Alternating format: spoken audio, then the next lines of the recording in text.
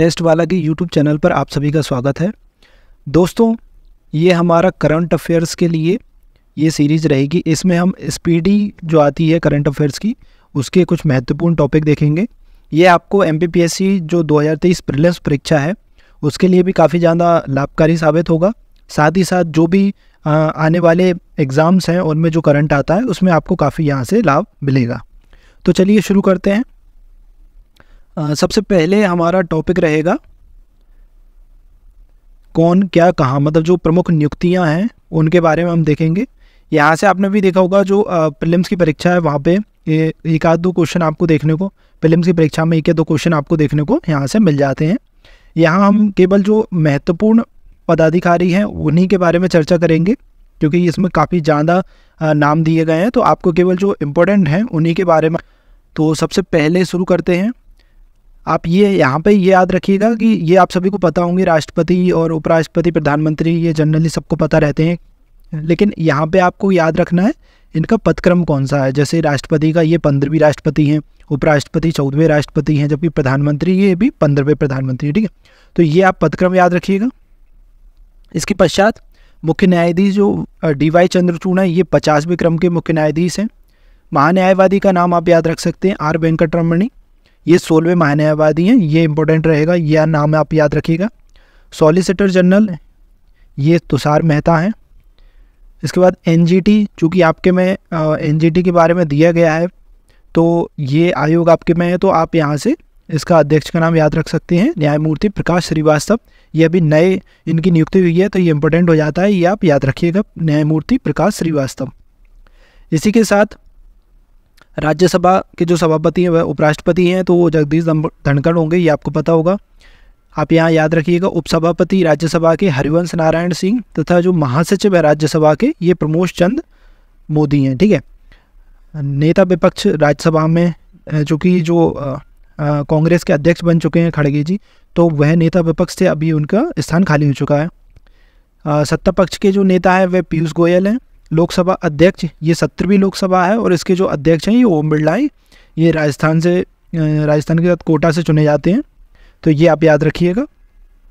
इसके बाद लोकसभा के महासचिव उत्पल कुमार सिंह हैं, तो ये याद रखिएगा आप। निर्वाचन आयोग में देख लीजिएगा, क्योंकि निर्वाचन आयोग भी इस बार काफ़ी इम्पोर्टेंट रहेगा। तो यहाँ पे मुख्य निर्वाचन आयुक्त याद रखिएगा आप। मुख्य निर्वाचन आयुक्त आपके राजीव कुमार हैं, ये 25वें जो मुख्य निर्वाचन आयुक्त हैं। इसी के अलावा जो दो अन्य चुनाव आयुक्त हैं, एक हैं अरुण कुमार गोयल, एक अनूप चंद्र पांडे, तो ये नाम भी याद रखिएगा, ये इंपॉर्टेंट नाम है। इसके बाद आपके नियंत्रक एवं महालेखा परीक्षक CAG ये आपके गिरीश चंद्र मुर्मू हैं, ये 14वें CAG हैं। ठीक है, इसके बाद आपका सशस्त्र सेनाओं के प्रमुख, यहाँ से एक बार आपका प्रीलिम्स में क्वेश्चन आ चुका है, पिछली बार आया था, तो ये इंपॉर्टेंट है, आप याद रखिएगा। वायुसेना अध्यक्ष आपके VR चौधरी हैं। नौसेना अध्यक्ष R हरिकुमार है, जबकि थल सेना अध्यक्ष आपके मनोज पांडे हैं। तो ये 3 नाम आपको याद रखने हैं। इसी के साथ आपको याद रखना है chief of defence staff CDS जो हैं वे आपके लेफ्टिनेंट जनरल अनिल चौहान हैं, ये भी नए अभी इनकी नए बने हैं, तो आपको ये 4 नाम यहाँ से याद रखने हैं। ठीक है, इसके अलावा कैबिनेट सचिव का नाम याद रखिएगा, ये राजीव गाबा हैं, प्रधानमंत्री के सलाहकार, ये छोड़ दीजिए। इसके अलावा आपको याद रखना है जो विदेश सचिव है विनय मोहन क्वात्रा, तो ये एक नाम याद रखिएगा। ठीक है, इसके बाद यहाँ से आप याद रखिएगा गृह सचिव ये अजय कुमार भल्ला हैं, वित्त सचिव ये छोड़ सकते हैं आप। इसके अलावा राष्ट्रीय सुरक्षा सलाहकार ये तो आप सभी को पता होगा, अजीत डोभाल है। मुख्य जो आर्थिक सलाहकार हैं ये नाम आप याद रखिएगा, ये अनंत नागेश्वरन है, ये पूछा जा सकता है। साथ ही साथ वैज्ञानिक सलाहकार जो प्रधान वैज्ञानिक सलाहकार हैं भारत सरकार की, अजय कुमार सूद हैं, तो ये नाम याद रखिएगा। इस बार ये नाम इंपॉर्टेंट हो जाता है क्योंकि काफ़ी ज़्यादा विज्ञान से रिलेटेड काफ़ी कुछ चीज़ें घटी हैं पिछले दिनों में, तो ये नाम इम्पोर्टेंट हो जाता है। ठीक है, इसके बाद आपका जो गुप्तचर संगठन है या जांच जो एजेंसियां हैं उनके अध्यक्ष देख लेते हैं। CBC के अध्यक्ष ये हैं प्रवीण कुमार श्रीवास्तव, ये 19वें ये इनकी अभी नियुक्ति हुई है, ये नाम इम्पोर्टेंट है, याद रखिएगा। CBI में भी अभी नए निदेशक बने हैं प्रवीण सूद, तो ये नाम भी याद रखिएगा, ये भी इम्पोर्टेंट हो जाता है। मुख्य सूचना आयुक्त का नाम ये आपको याद रखना है, यशवर्धन कुमार सिन्हा है, ये 11वें हैं, ये याद रखिएगा। इसके बाद आपका रॉ का याद रख सकते हैं आप, रवि सिन्हा है, ये आपको याद रखना है। साथ ही साथ NIA जो राष्ट्रीय जांच एजेंसी है, दिनकर गुप्ता, और ED प्रवर्तन निदेशालय, जो प्रवर्तन निदेशालय है ये काफ़ी ज़्यादा चर्चा में रहता है, तो इसके अध्यक्ष आपसे इसके निदेशक आपसे पूछे जा सकते हैं। इनका नाम है संजय कुमार मिश्रा, तो ये नाम याद रखिएगा आप। अर्धसैनिक बल जो हैं उनमें से देख लेते हैं, तो यहाँ से आप एक नाम याद रख सकते हैं जो BSF है, नितिन अग्रवाल, इनका नाम याद रखिएगा। इसके बाद आपका यहाँ से एक और नाम आप याद रख सकते हैं, ये हैं आपके CRPF के महानिदेशक SL थाउसेन। साथ ही साथ इसके अलावा आप याद रख सकते हैं यहाँ पे भारत तिब्बत सीमा पुलिस ITBP के अनीश दयाल सिंह, तो ये नाम याद रखिएगा। बाकी के नाम आप छोड़ सकते हैं, इतना इम्पोर्टेंट नहीं है। इसके बाद है आपके, तो सबसे पहले नीति आयोग, ये काफ़ी ज़्यादा इम्पोर्टेंट रहेगा। नीति आयोग के अध्यक्ष आपको सभी को पता होगा, प्रधानमंत्री नरेंद्र मोदी, प्रधानमंत्री जो भी होते हैं वो नीति आयोग के अध्यक्ष कहलाते हैं। इसके बाद है नीति आयोग के उपाध्यक्ष, तो ये काफ़ी ज़्यादा इम्पोर्टेंट नाम रहेगा आपका, सुमन कुमार बेरी, ठीक है, ये इनकी भी नई नियुक्ति हुई है। इसके बाद नीति आयोग के CEO, नीति आयोग के BR सुब्रमण्यम, ये नीति आयोग के CEO हैं, तो एक ये नाम याद रखिएगा। तो नीति आयोग से आपको 2 नाम याद रखने हैं, एक नीति आयोग के उपाध्यक्ष ये आपके सुमन कुमार बेरी हैं, जबकि जो नीति आयोग के CEO हैं ये आपके BR सुब्रमण्यम हैं, ठीक है। इसके अलावा यहाँ से आप याद रख सकते हैं लोक सेवा आयोग जो UPSC है उसके अध्यक्ष डॉक्टर मनोज सोनी, साथ ही साथ 22वें विधि आयोग के अध्यक्ष ऋतुराज अवस्थी, और महिला आयोग के अध्यक्ष रेखा शर्मा। इसके अलावा पिछड़ा वर्ग आयोग के अध्यक्ष हंसराम गंगराम अहीर, SSC जो कर्मचारी चयन आयोग है उसके अध्यक्ष एस किशोर, एवं जो 7वां वेतन आयोग आया था उसके अध्यक्ष अशोक कुमार माथुर, तो ये नाम आप यहाँ से याद रख सकते हैं। इसके अलावा जो इम्पोर्टेंट हो जाता है ये आपका लोकपाल, क्योंकि ये नए लोकपाल की नियुक्ति हुई है, इनका नाम है प्रदीप कुमार मोहंती। इससे पहले जो लोकपाल थे उसका नाम आप कमेंट करके बताइएगा। इसके बाद आपका SC ST आयोग के जो हैं, तो उसमें से आपका सबसे पहले ST आयोग है उसके हर्ष चौहान, तथा जो SC आयोग है उसके विजय कुमार सांपला है, तो ये 2 नाम आप याद रखिएगा। के अलावा यहाँ से आप एक नाम और याद रखिएगा, राष्ट्रीय मानव अधिकार आयोग अजय कुमार मिश्रा, साथ ही साथ राष्ट्रीय बाल अधिकार संरक्षण आयोग प्रियांक कानूनगो, ये 2 नाम आप यहाँ से याद रखिएगा। इसके बाद रेलवे के जो रेलवे बोर्ड है उसके अध्यक्ष ये अनिल कुमार लाहौटी हैं, ये नाम याद रखिएगा आप। ये अध्यक्ष और CEO एक ही पद रहता है रेलवे में। इसके अलावा सेबी का काफ़ी चर्चित नाम रहा है ये माधवीपुरी बुच का, तो ये नाम याद रखिएगा, ये पूछा जा सकता है। एक तो ये महिला है और पिछले दिनों काफ़ी ज़्यादा कंट्रोवर्सी में इनका नाम आया था, तो इसलिए ये चर्चित है, ये नाम आपसे पूछा जा सकता है, तो एक ये नाम याद रखिएगा आप। सेबी की ये महिला अध्यक्ष हैं। सेबी का फुल फॉर्म आप सभी को पता होगा, भारतीय प्रतिभूति एवं विनिमय बोर्ड है, ये आपके सिलेबस में भी है, तो ये यहाँ से क्वेश्चन आपसे पूछा जा सकता है।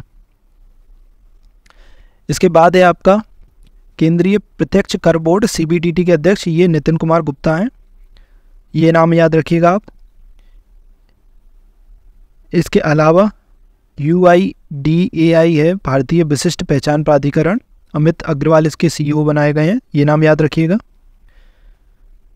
लोक लेखा समिति के अध्यक्ष अधीर रंजन चौधरी, ये लोकसभा में विपक्षी नेता भी हैं और लोक लेखा समिति के अध्यक्ष हैं, तो विपक्ष का नेता होता है अधिकतर उसी को लोक लेखा समिति का अध्यक्ष चुना जाता है, तो ये नाम याद रखिएगा। इसके साथ ही अध्यक्ष हैं ये प्रागलन समिति के गिरीश कुमार बापटा, इनका नाम याद रखिएगा। आपका NHAI भारतीय राष्ट्रीय राजमार्ग प्राधिकरण, इसके अध्यक्ष हैं संतोष कुमार यादव, एक ये नाम याद रखिएगा, ठीक है। महारत्न कंपनियों के प्रमुख हैं, यहाँ से क्वेश्चन अमूमन नहीं पूछा जाता है, तो ये आप छोड़ भी सकते हैं। इसके शिक्षण एवं अकादमिक संस्थाओं के जो प्रमुख हैं वो देख लेते हैं, ये नाम में आप याद रख सकते हैं। UGC विश्वविद्यालय अनुदान आयोग, इसके अध्यक्ष हैं M जगदीश कुमार। इसी के साथ दिल्ली विश्वविद्यालय के कुलपति योगेश सिंह, एक ये नाम काफ़ी इम्पोर्टेंट है, ये पिछले दिनों काफ़ी चर्चा में भी रहा था। ये जेएनयू की कुलपति हैं शांतिश्री धूलपुड़ी पंडित, ये क्या महिला ये कुलपति चुनी गई हैं पहली जेएनयू से, तो ये नाम आप याद रख सकते हैं।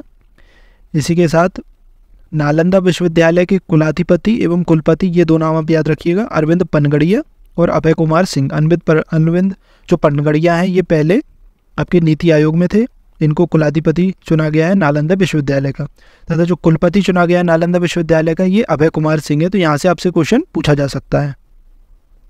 इसके बाद आपका नेक्स्ट जो क्वेश्चन हो सकता है आपसे, एनसीईआरटी राष्ट्रीय शैक्षिक अनुसंधान एवं प्रशिक्षण परिषद, इसके निदेशक हैं ये दिनेश कुमार सकलानी हैं, ये नाम आप याद रखिएगा।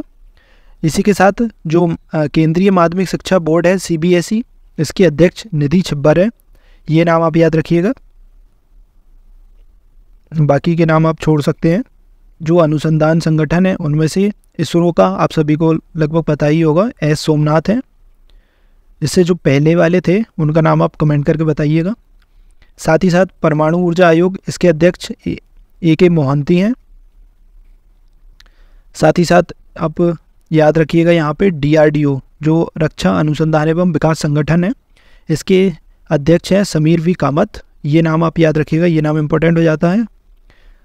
इसके अलावा CSIR जो है वैज्ञानिक एवं प्रौद्योगिकी अनुसंधान परिषद, ये नाम याद रखिएगा क्योंकि ये तो महिला हैं, इसकी जो महानिदेशक है वो महिला है और ये काफ़ी चर्चित रहता है CSIR, तो इसका नाम याद रखिएगा, इनका नाम याद रखिएगा आप, नल्लाथम्बी कलाईसेल्वी, ठीक है।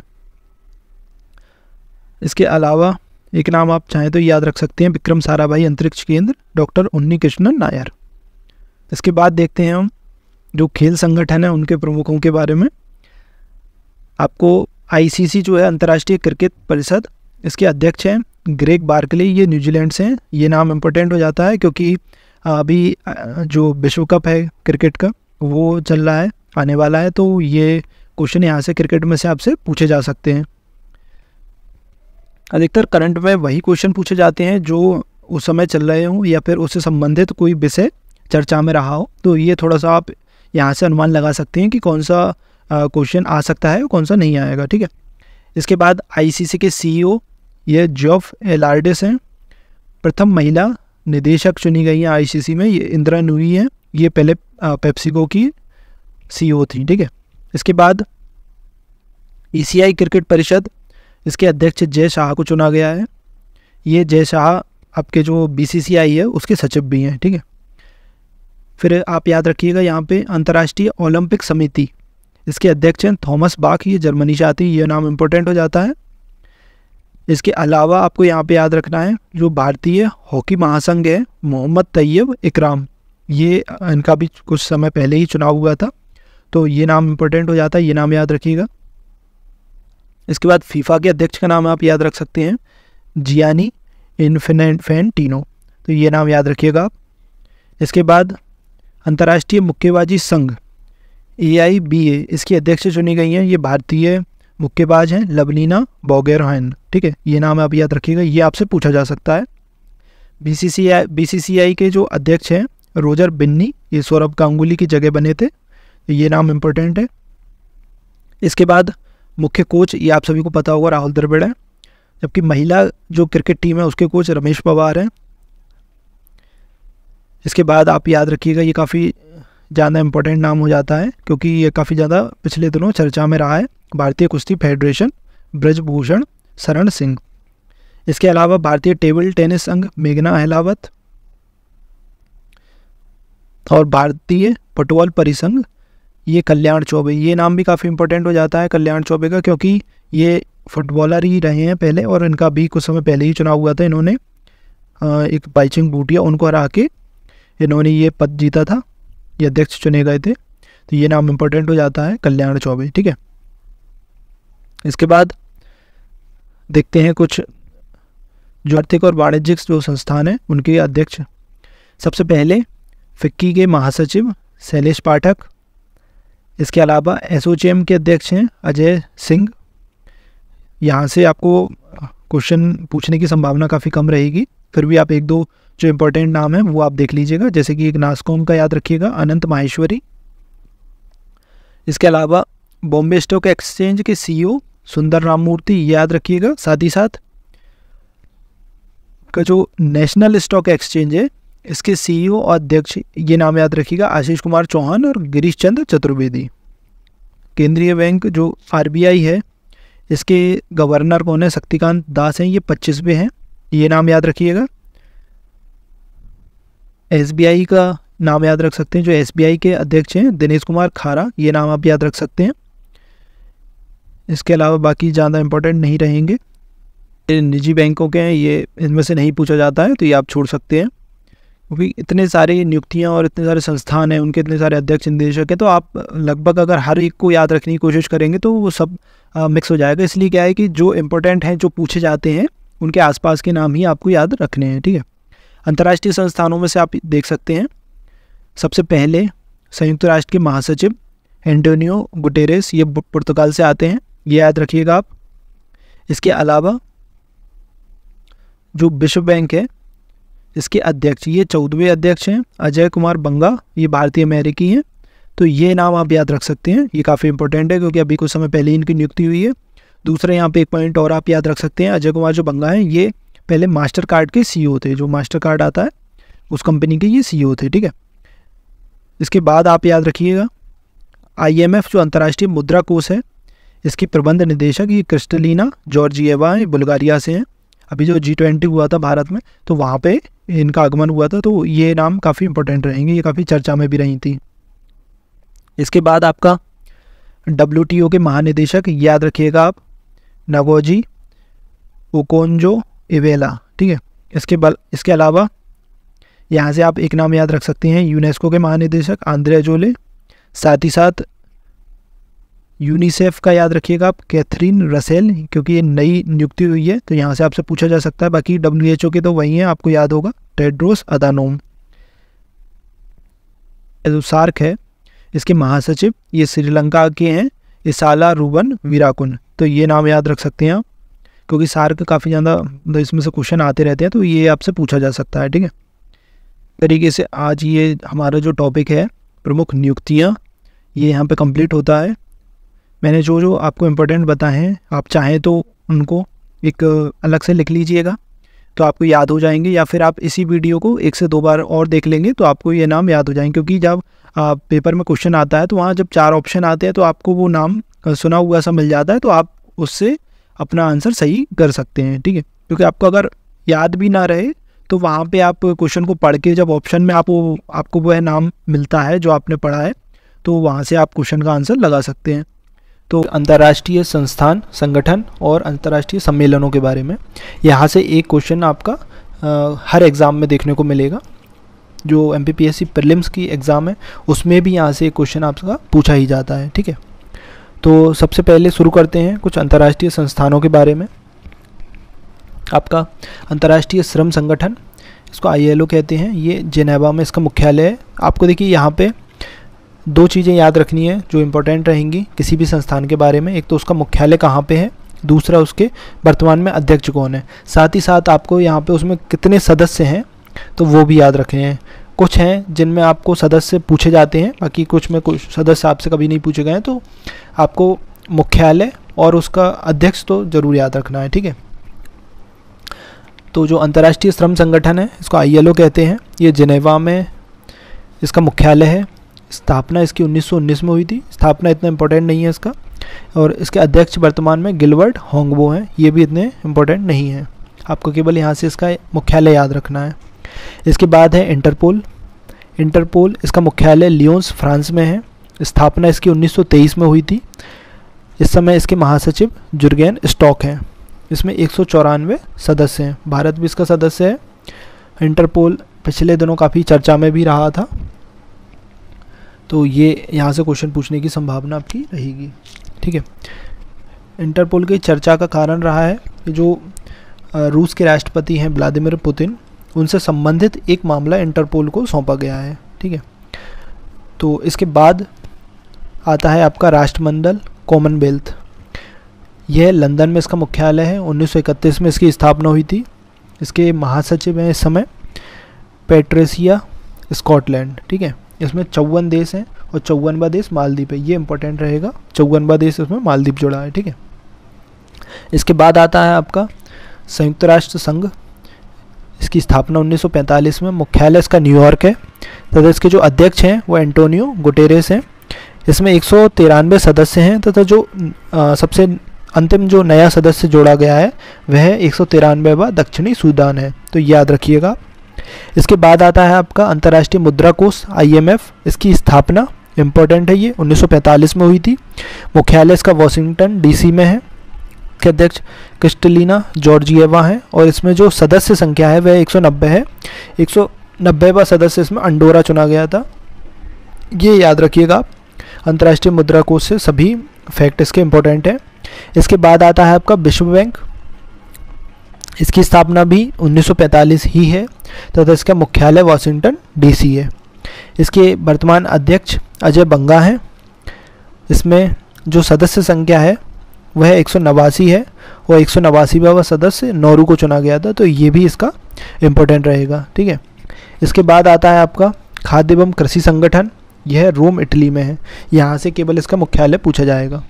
इसके बाद आपका अंतर्राष्ट्रीय न्यायालय, यह हेग में है, नीदरलैंड में हेग जो स्थान है वहाँ पे है, ठीक है। इसके बाद यूनेस्को पेरिस फ्रांस में इसका मुख्यालय है और इसके जो अध्यक्ष हैं वो आंद्रे अजोले हैं। इसके साथ ही आता है आपका यूनिसेफ। इसका मुख्यालय न्यूयॉर्क में है और इसके अध्यक्ष कैथरीन रसेल हैं। यह आपका विश्व स्वास्थ्य संगठन। इसकी स्थापना 1948 में हुई थी, 7 अप्रैल 1948, याद रखिएगा आप। इसका मुख्यालय जेनेवा में है तथा इसके जो अध्यक्ष हैं वह टेड्रोस अधानोम है। इसमें सदस्य संख्या 194 है, याद रखिएगा आप।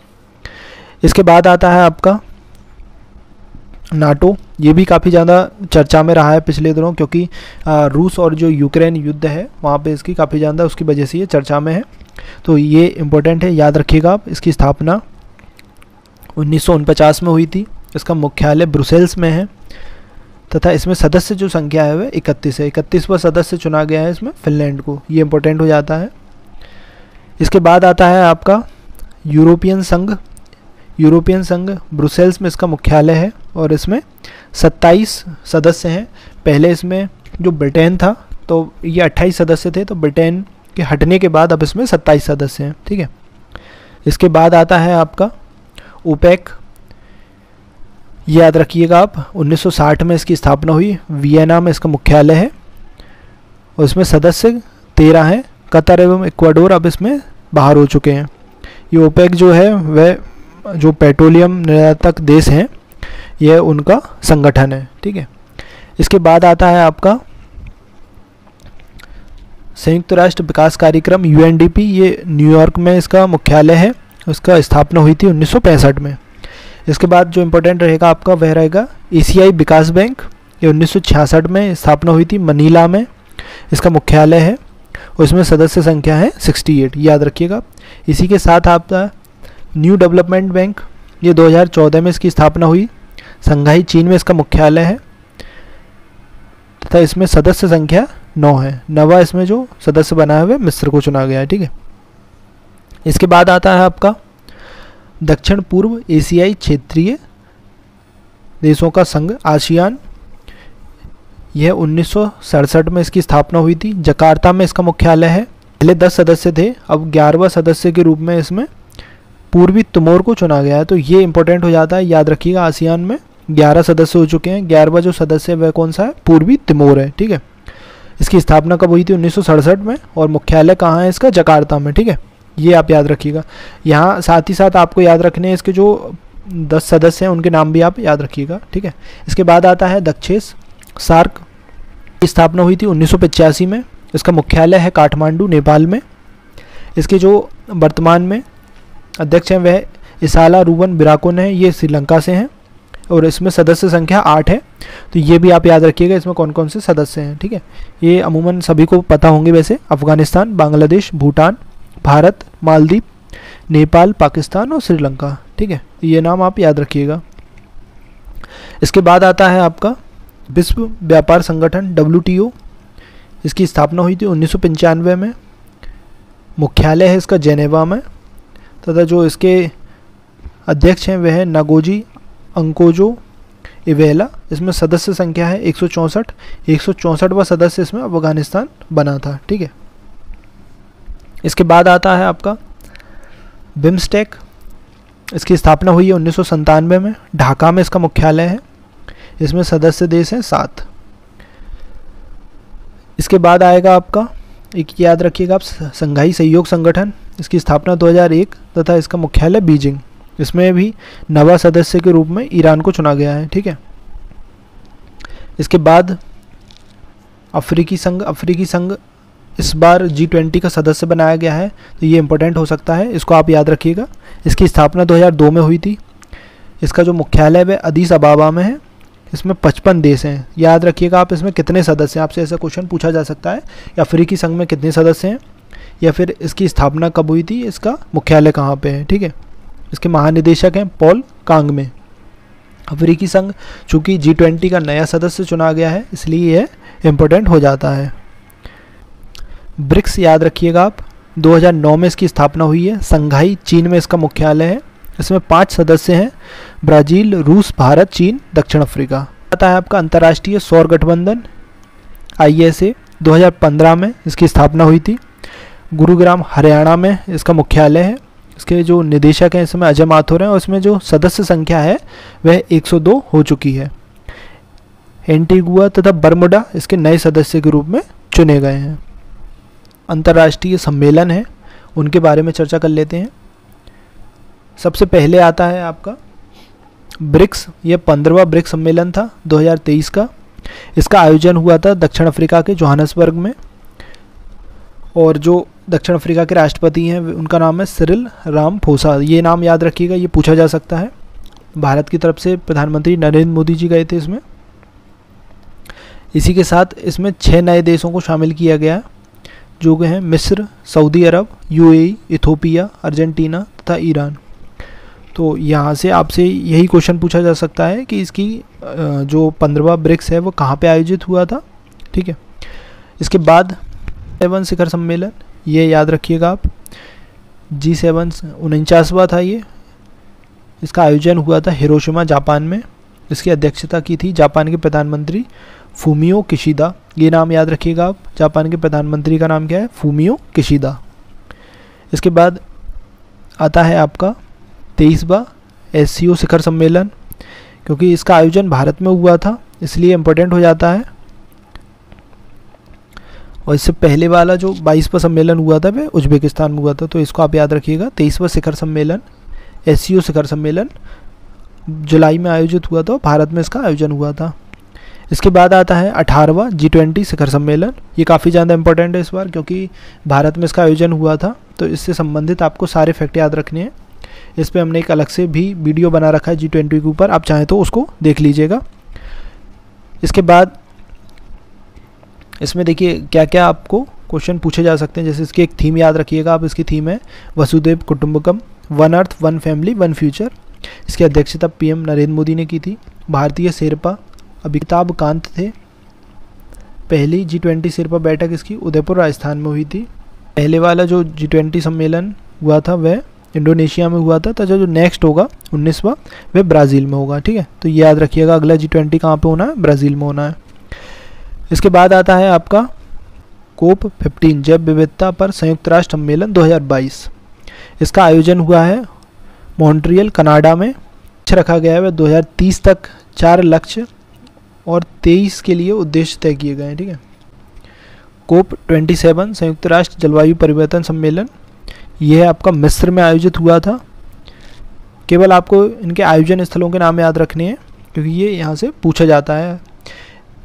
इससे पहले वाला जो COP26 था वह ग्लासगो में हुआ था, और जो अगला होना है वह संयुक्त अरब अमीरात में होना है 2023 में, ठीक है। तो ये तीनों ही नाम इम्पोर्टेंट रहेंगे, मिस्र का, स्कॉटलैंड और संयुक्त अरब अमीरात का, ठीक है।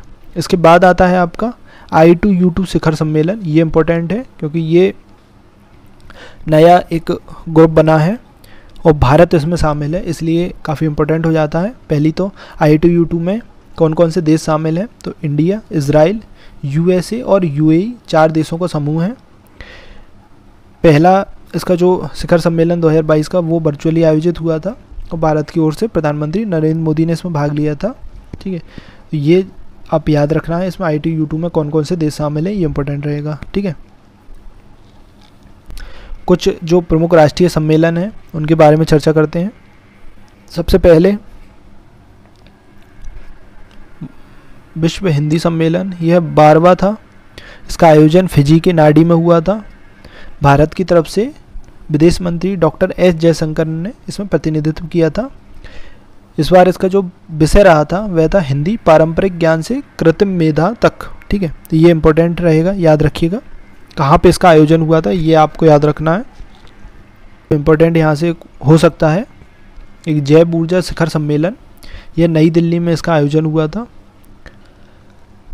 इसके बाद आता है आपका भारत जल प्रभाव शिखर सम्मेलन, ये भी नई दिल्ली में। अधिकतर जो इस तरीके के शिखर सम्मेलन आयोजित होते हैं वह दिल्ली में होते हैं। तो अगर आपको नहीं आ रहा है क्वेश्चन, आपसे क्वेश्चन पूछा गया है किसी भी शिखर सम्मेलन के भारत में आयोजन के बारे में, तो आप वहाँ पे दिल्ली को लगा सकते हैं। जैसे ये देखिए, जल संरक्षण पर प्रथम अखिल भारतीय शिखर सम्मेलन, यह भी नई दिल्ली में हुआ था। ठीक है, के बाद जो इम्पोर्टेंट रहेगा आपका, एक यहाँ से ये पूछा जा सकता है राष्ट्रीय बाल विज्ञान कांग्रेस, ये है अहमदाबाद में इसका आयोजन हुआ था। तथा 17वां प्रवासी भारतीय सम्मेलन, ये काफ़ी इंपॉर्टेंट रहेगा। इसका आयोजन इंदौर में हुआ था। इसके मुख्य अतिथि थे डॉक्टर मोहम्मद इरफान अली, ये गुयाना के राष्ट्रपति हैं। सम्मेलन का विषय था डायस्पोरा अमृतकाल में भारत के प्रगति के लिए विश्वसनीय भागीदार। ठीक है, तो ये याद रखिएगा आप। यहाँ से आप एक और याद रख सकते हैं भारतीय राजभाषा सम्मेलन, ये सूरत गुजरात में आयोजित हुआ था। इसके बाद भारत स्वच्छ वायु शिखर सम्मेलन, ये बेंगलुरु में आयोजित हुआ था। 2021 से 23 तक के कुछ जो ऑपरेशंस हुए थे विभिन्न, उनके बारे में और देख लेते हैं। यहाँ से पूछी जाने की संभावना रहेगी क्वेश्चन की। तो इसमें सबसे पहले आपका रहेगा ऑपरेशन कावेरी, ये याद रखिएगा आप, क्योंकि कई सारे ऐसे घटनाक्रम घटे हैं पिछले 1-2 वर्षों में कि विदेशों में कई स्थानों पर भारतीयों को वहाँ से वापस लाया गया है। तो उससे संबंधित आपसे ऑपरेशन पूछा जा सकता है। जैसे आपका अफ़गानिस्तान हुआ, यूक्रेन हुआ, है ना, तो ये आपसे क्वेश्चन यहाँ से बनने की संभावना रहेगी। तो एक तो ये आपका ऑपरेशन कावेरी था, ये सूडान में जो भारतीय फंसे थे उनको वापस लाने के लिए चलाया गया था। इसके बाद आपका जो नेक्स्ट रहेगा इसमें वह रहेगा ऑपरेशन दोस्त। यह ऑपरेशन दोस्त भारत ने जो तुर्की में भूकंप आया था पिछले दिनों, वहाँ पे मदद भेजी थी, उसको ऑपरेशन दोस्त के नाम से जाना जाता है। ठीक है, वायुसेना का C-17 ग्लोबमास्टर विमान गया था इसमें। तुर्की और सीरिया में यह भूकंप आया था। ठीक है, भारत की तरफ से NDRF की कई सारी टीमें यहाँ पे गई थी और काफ़ी अच्छा सराहनीय काम उन्होंने किया था। ऑपरेशन गंगा, ये इम्पोर्टेंट रहेगा, काफ़ी ज़्यादा महत्वपूर्ण है। ये भारत सरकार के द्वारा जो यूक्रेन में फंसे नागरिक थे और छात्र थे उनको वापस लाने के लिए यह चलाया गया था। तो ये काफ़ी ज़्यादा चर्चित रहा है यूक्रेन और रूस का युद्ध, तो यहाँ से क्वेश्चन बनने की संभावना रहेगी। आप देख लीजिएगा यहाँ से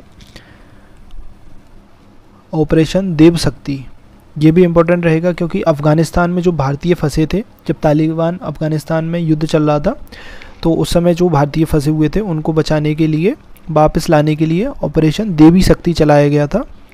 तो ये याद रखिएगा आप। ऑपरेशन समुद्र सेतु, कोविड-19 के दौरान जो मालदीव में भारतीय फंसे थे उनको वापस लाने के लिए चलाया गया था। इसके साथ ही एक भारतीय सेना का ऑपरेशन नमस्ते, ये कोविड-19 संक्रमण से खुद को मुक्त रखने के लिए चलाया गया था। ऑपरेशन वंदे भारत, विदेश मंत्रालय के द्वारा कोविड-19 के द्वारा जो विदेशों में भारतीय फंसे थे उनको वापस लाने के लिए ऑपरेशन वंदे भारत चलाया गया था। इसके बाद आता है आपका ऑपरेशन मिशन सागर, याद रखिएगा, विदेश मंत्रालय के द्वारा कोविड-19 से निपटने के लिए मालदीव, मेडागास्कर, सेशेल्स और कोमारोस, इनको खाद्य आपूर्ति जो रसद होती है उसकी उपलब्धता कराई गई थी। ऑपरेशन गंगा, यहाँ से कुछ इंपॉर्टेंट फैक्ट हैं वो देख लेते हैं। 2026 फरवरी 2022 को विदेश मंत्रालय के सहयोग से चलाया गया था। यूक्रेन में जो भारतीय छात्र फंसे थे उनको वापस लाने के लिए ऑपरेशन गंगा आयोजित किया गया। इसमें भारत की तरफ से 4 मंत्री थे, जो किरण रिजिजू, हरदीप पुरी, वीके सिंह तथा ज्योतिरादित्य सिंधिया। इन्होंने काफ़ी ज़्यादा योगदान किया। जो सैन्य अभ्यास होते हैं भारत व अन्य देशों के, ये कौन कौन से अभ्यास हुए हैं अभी तक, या इस साल कौन कौन से अभ्यास हुए हैं, यहाँ से एक क्वेश्चन पूछने की संभावना रहती है हर बार। तो ये इंपॉर्टेंट टॉपिक है, इसको अच्छे से याद रखिएगा। इसमें कई सारे नाम हैं, तो आपको जो महत्वपूर्ण है केवल वही याद रखने हैं जो पिछले एग्जामों में पूछे गए हैं या पूछने की संभावना है, ठीक है। बाकी क्या है कि इतने सारे नाम आप वैसे भी याद नहीं रख सकते हैं, तो जो इंपॉर्टेंट है मैं भी वही बताऊंगा और आप कोशिश कीजिएगा वही याद रखने की कोशिश करें, ठीक है। सबसे पहले मालाबार युद्ध अभ्यास, ये काफ़ी इंपॉर्टेंट नाम है, तो ये याद रखिएगा। ये ऑस्ट्रेलिया में हुआ था और क्वाड देशों के बीच होता है, ठीक है। तो अब ये क्वाड देशों में कौन कौन से देश हैं आप याद रखिएगा। इसमें आता है आपका, एक तो ऑस्ट्रेलिया आता है, भारत आता है, जापान आता है और अमेरिका आता है, ठीक है। ये 4 देशों का समूह है, क्वाड ग्रुप कहलाता है। तो ये याद रखिएगा, मालाबार युद्ध अभ्यास है इनके बीच में और ये ऑस्ट्रेलिया में हुआ था। आप ये याद रखने की आपको ज़रूरत नहीं है कि किन सेनाओं के बीच होता है, आपको स्थान याद रखना है और कौन कौन से देशों के बीच में होता है याद रखना है। इसके बाद आता है आपका नोमाडिक एलिफेंट, ये आपका भारत और मंगोलिया के बीच होता है और ये आयोजित हुआ था मंगोलिया में ही, ठीक है, ये याद रखिएगा आप। इसके बाद है आपका जिमैक्स, भारत और जापान के बीच, ये विशाखापट्टनम यानी भारत में ही हुआ था। तो स्थान भी आपसे पूछा जा सकता है, पिछली बार भी एक क्वेश्चन आया था इस तरीके से कि एक उन्होंने युद्ध अभ्यास दिया था और पूछा था कि ये भारत में किस जगह पे हुआ था, ठीक है। तो ये आप याद रखिएगा। एक्वेरिन अभ्यास, ये भारत और मालदीव के बीच उत्तराखंड में आयोजित हुआ था। एकता अभ्यास, ये भारत और मालदीव के बीच ही है, ये मालदीव में हुआ था, ठीक है। तो ये याद रखना है आपको। इसके बाद है आपका समुद्र शक्ति, भारत और इंडोनेशिया के बीच, ये इंडोनेशिया में आयोजित हुआ था, ये याद रखिएगा आप एक। इसके बाद आप याद रखिएगा अजय वॉरियर, ये भारत और यूके के बीच में हुआ था और ये यूनाइटेड किंगडम में हुआ था, ठीक है। इसके बाद आप याद रख सकते हैं कोप इंडिया, ये भारत और अमेरिका के बीच है और आगरा में इसका आयोजन हुआ था। सिलीनेक्स, ये भारत और श्रीलंका के बीच कोलंबो में आयोजित हुआ था। तो इसको आप ऐसे याद रख सकते हैं, देखिए सिलीनेक्स में SL तो श्रीलंका हो जाएगा, I से इंडिया हो जाएगा, तो ये आप यहाँ से इसको याद रखने के लिए बना सकते हैं, ठीक है। इसके बाद है आपका फ्रिंजेक्स, ये भारत और फ्रांस के बीच में केरल में हुआ था, तो ये भी ऐसे ही आप याद रख सकते हैं। FR से फ्रांस हो जाएगा, I से इंडिया हो जाएगा, ठीक है। फिर आपका आता है इसके बाद कोबरा वॉरियर, ये बहुपक्षीय है, ये UK में हुआ था, यहाँ भारत की सेना भी गई थी, ठीक है। इसके बाद है आपका बोल्ड कुरुक्षेत्र, याद रखिएगा, भारत और सिंगापुर के बीच में, ये जोधपुर राजस्थान में हुआ था। इसके बाद आता है आपका सिन्यू मैत्री अभ्यास, ये भारत और जापान के बीच में, जापान में ही हुआ था। इसके बाद आता है आपका डस्टलिक, ये इम्पोर्टेंट है, भारत उज्बेकिस्तान के बीच में और उत्तराखंड में हुआ था। इसके बाद आता है आपका धर्मगार्जियन, ये काफ़ी ज़्यादा इंपॉर्टेंट क्वेश्चन है, ये पूछा भी जाता है। तो ये भारत और जापान के बीच में होता है और जापान में इसका आयोजन हुआ था 2023 का। इसके बाद है आपका वीर गार्जियन, ये भारत जापान के बीच में, ये जापान में हुआ था। तो जो दोनों गार्जियन है ये दोनों भारत और जापान के बीच में हुए हैं, ठीक है, ये इंपॉर्टेंट रहेंगे। इसके बाद है आपका वरुण अभ्यास, ये भारत और फ्रांस के बीच में, भारत में आयोजित हुआ था। इसके बाद अग्नि वॉरियर, ये भारत और सिंगापुर के बीच में, महाराष्ट्र में हुआ था। इसके बाद याद रखिएगा आप काजिंद अभ्यास, ये भारत और कजाकिस्तान के बीच में हुआ था, मेघालय में इसका आयोजन हुआ था। तो ये आप याद रख सकते हैं काजिंद से कजाकिस्तान को, ठीक है। इसके बाद आता है आपका सूर्य किरण, ये भारत और नेपाल के बीच में होता है और नेपाल में इसका आयोजन हुआ था, ये इंपॉर्टेंट रहेगा आपका, इसको याद रखिएगा। इसके बाद आता है आपका हरिमो शक्ति, ये भारत मलेशिया के बीच में होता है और मलेशिया में इसका आयोजन हुआ था। इसके बाद आता है आपका गरुण शक्ति, ये इंपॉर्टेंट क्वेश्चन रहेगा, भारत इंडोनेशिया के बीच में ये आयोजित हुआ है, इंडोनेशिया में। नसीम अल बहर, ये भारत और ओमान के बीच में, ओमान में इसका आयोजन हुआ था। ऑस्ट्रा हिंद अभ्यास, ये नाम से ही समझ में आ जाएगा आपको, ऑस्ट्रेलिया और इंडिया के बीच में, ये राजस्थान में हुआ था। तो इस तरीके से ये कुछ युद्ध अभ्यास हैं जो आप याद रखिएगा। इनमें से क्वेश्चन आपको, एक ना एक क्वेश्चन आपको एग्ज़ाम में देखने को मिल सकता है। राजनीतिक जो व्यक्तित्व हैं उनके बारे में, सबसे पहले जो कैबिनेट मंत्री हैं उसमें से आपको कुछ ऐसे नाम जो पूछे जा सकते हैं जो आपको लगभग नहीं पता होते। अधिकतर नाम तो आप सभी को पता है क्योंकि आप इनको कहीं ना कहीं पढ़ते या सुनते रहते हैं, ठीक है। तो जो नहीं पता होंगे आपको वो मैं आपको बता देता हूँ, या फिर जो आपके लिए जानना ज़रूरी है, इंपॉर्टेंट क्वेश्चन के रूप में आ सकते हैं, वो आप देख लीजिए। सबसे पहले सड़क परिवहन राजमार्ग मंत्री, ये नितिन गडकरी हैं, ये नाम आप याद रखिएगा। इसके अलावा वित्त मंत्री आप सभी को पता होगा, निर्मला सीतारमण है। वाणिज्य एवं उद्योग मंत्री, साथ ही साथ ये उपभोक्ता मामलों के मंत्री भी हैं, पीयूष गोयल। शिक्षा मंत्री धर्मेंद्र प्रधान। संसदीय कार्य मंत्री कोयला एवं खनन मंत्री के रूप में प्रहलाद जोशी। इसके बाद सूक्ष्म एवं लघु मध्यम उद्योग मंत्री जो ये हैं आपके नारायण राणे। सामाजिक न्याय एवं अधिकारिता मंत्री डॉक्टर वीरेंद्र कुमार। इसके अलावा आप याद रखिएगा ज्योतिरादित्य सिंधिया, ये नागरिक उड्डयन मंत्री हैं। इसी के साथ इनको इस्पात मंत्रालय का भी प्रभार दिया गया है। अश्विनी वैष्णव, ये काफ़ी चर्चा में रहते हैं, रेल मंत्री हैं। साथ ही साथ ये सूचना प्रौद्योगिकी मंत्री भी हैं। इसके अलावा कानून एवं न्याय मंत्री अर्जुन राम मेघवाल, ये अभी इनको बनाया गया है, तो ये नाम भी इम्पोर्टेंट हो जाता है, याद रखिएगा। मनसुख मंडाविया, ये स्वास्थ्य मंत्री हैं, साथ ही साथ ये रसायन एवं उर्वरक मंत्री भी हैं। इसके बाद आप याद रख सकते हैं पर्यावरण मंत्री के रूप में भूपेंद्र यादव का नाम, तथा अनुराग ठाकुर, ये आपके सूचना प्रसारण एवं खेल मंत्री हैं, ठीक है। तो ये कुछ इंपॉर्टेंट नाम है, याद रखिएगा। इसके बाद हम देखते हैं राष्ट्रपति के बारे में, जो भारत की 15वीं राष्ट्रपति हैं द्रौपदी मुर्मू, ठीक है। इनका चुनाव 2022 में हुआ था। ये भारत की पहली आदिवासी राष्ट्रपति हैं, देश की 15वीं राष्ट्रपति के रूप में चुनी गई हैं। इन्होंने किसको हराया था, ये कांग्रेस की तरफ से जो लड़े थे यशवंत सिन्हा, इनको हराया था। इसके बाद आप यहाँ पे एक पॉइंट और याद रख सकते हैं, ये पहली महिला आदिवासी हैं जबकि दूसरी महिला हैं, ठीक है। तो ये याद रखिएगा क्योंकि इनसे पहले जो भारत की पहली महिला राष्ट्रपति बन चुकी हैं वो प्रतिभा पाटिल थी, ठीक है। इसके बाद ये कहाँ से संबंधित हैं, तो ये आप याद रखिएगा, ये उड़ीसा के मयूरभंज ज़िले में इनका जन्म हुआ था, तो उड़ीसा से ये संबंध रखती हैं। साथ ही साथ ये इससे पहले के झारखंड में राज्यपाल रह चुकी हैं, तो ये आप याद रखिएगा। यहाँ से आपसे इस क्वेश्चन पूछा जा सकता है कि ये किस राज्य की राज्यपाल थी राष्ट्रपति पद से चुनाव से पहले। कुछ प्रमुख जो राज्य हैं उनके राज्यपालों के बारे में देख लेते हैं, मुख्यमंत्रियों के बारे में देख लेते हैं। यहाँ से क्वेश्चन आने की संभावना तो कम रहती है, लेकिन कभी कभार यहाँ से क्वेश्चन आपसे पूछा जा सकता है। जो चर्चित राज्य हैं तो उनमें से क्वेश्चन पूछने की संभावना रहती है। जैसे इस समय नॉर्थ ईस्ट में आपका मणिपुर काफ़ी चर्चा में है, काफ़ी समय से वहाँ पे हिंसक घटनाएं चल रही हैं, काफ़ी ज़्यादा आंदोलन वहाँ पे चल रहा देखने को मिल रहा है, तो यहाँ से आपसे क्वेश्चन पूछने की संभावना है। यहाँ की राजधानी इम्फाल है।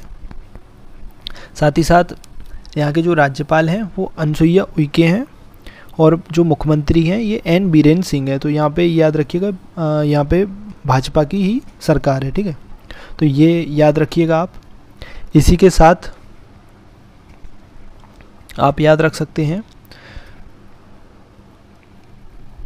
पंजाब के बारे में। पंजाब की राजधानी चंडीगढ़ है। यहाँ के मुख्यमंत्री भगवंत मान है, क्योंकि ये आम आदमी पार्टी से आते हैं। आम आदमी पार्टी ने पहली बार पंजाब का चुनाव जीता है, ठीक है। उनकी सरकार यहाँ पे बनी है। और यहाँ के जो राज्यपाल हैं वे बनवारी लाल पुरोहित हैं। कुछ ऐसे राज्य हैं जहाँ पे भाजपा की सरकार नहीं है, विपक्ष की सरकारें हैं, तथा जो राज्यपाल हैं उनके साथ तनातनी चलती रहती है, तो ये चर्चा में बने रहते हैं राज्य। तो यहाँ से कुछ ना कुछ क्वेश्चन आपसे पूछा जा सकता है, ठीक है। इसके बाद जो इम्पोर्टेंट है वह है पश्चिम बंगाल। पश्चिम बंगाल के जो मुख्यमंत्री हैं वे ममता बनर्जी हैं। यहाँ के जो राज्यपाल हैं वे CB आनंद बोस हैं। इससे पहले यहाँ के राज्यपाल थे जगदीश धनखड़ थे, जो कि इस समय भारत के उपराष्ट्रपति हैं। ठीक है, तो ये भी एक ऐसा राज्य है जहाँ पे राज्यपाल और मुख्यमंत्री के बीच में तनातनी देखने को मिलती है, तो ये नाम भी आप याद रख सकते हैं। इसके बाद मध्य प्रदेश का आप याद रखिएगा। मध्य प्रदेश के राज्यपाल मंगूभाई छगन भाई पटेल हैं तथा मुख्यमंत्री शिवराज सिंह चौहान हैं।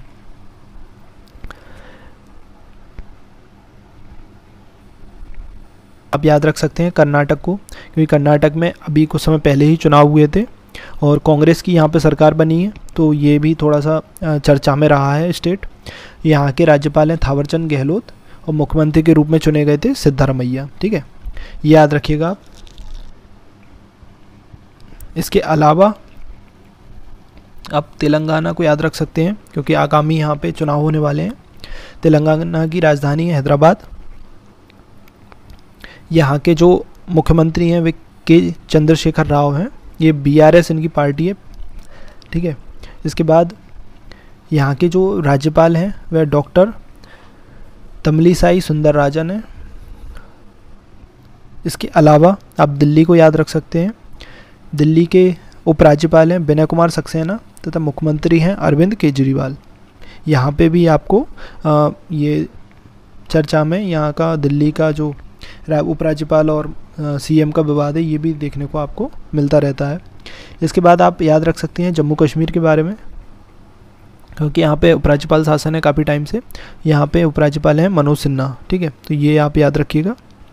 ये कुछ इंपॉर्टेंट है जो पूछने की संभावना है, बाकी आपको पढ़ने की ज़रूरत नहीं है। ठीक है, तो याद रखिएगा। इसके बाद भारत के उच्च न्यायालय, तो यहाँ से क्वेश्चन कम ही पूछने की संभावना है, तो ये आप छोड़ सकते हैं।